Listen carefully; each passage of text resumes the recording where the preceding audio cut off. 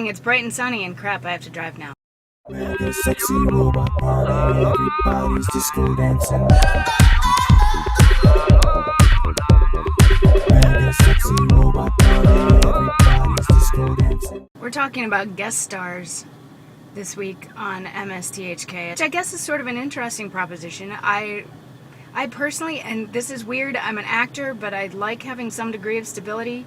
I think I'd rather have a recurring role than just a guest starring spot, or I'd rather have something steady, like a series that was mine that I could work on for a while, or, yeah, whatever, jump from movie to movie. That's, now we're living in my dream world. Usually a short bit, you're in for like an episode and then you're out again, and there's a very big question as to whether or not you'll actually get to work with the stars that you really wanted to work with. I mean, if you look at like Carey Mulligan as Sally Sparrow in that episode of Doctor Who in Blink, which is an awesome episode anyway, but if you look at that, she got to interact with him for like 4 seconds, so that was probably like, hey, how you doing? Here's your lines, here's my lines, bye. Whereas if you look at the guy who played Q on Star Trek, he got to work with everybody a lot, so that's awesome. Which means when choosing a guest starring role, I would want to choose one where I actually had some impact on the show and could make an impression on the audience and actually got a chance to know my co-stars. I think a lot of the roles that we really love to see people into are those of the villain.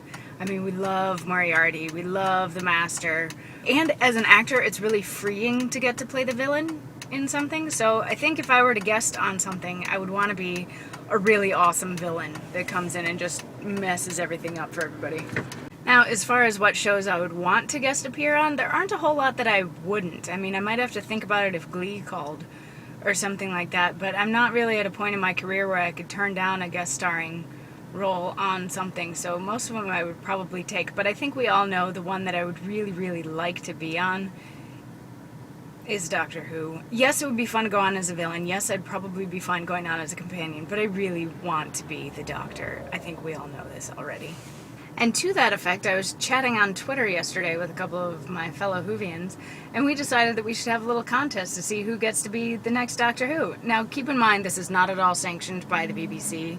They don't know about it. If they did, they'd probably be very upset. So there is no real prize to this beyond bragging rights, but since one of us lives in Canada and one of us lives in the Netherlands and one of us lives in Liverpool and one of us lives in Chicago, we need to do this on video. So it's going to be kind of a simple little contest, and anyone else that wants to participate is more than welcome to, but keep in mind, again, this is not at all sanctioned by the BBC, nor sponsored by the BBC, nor associated with the BBC. We just really like Doctor Who and want to pretend to be him for a minute, or her.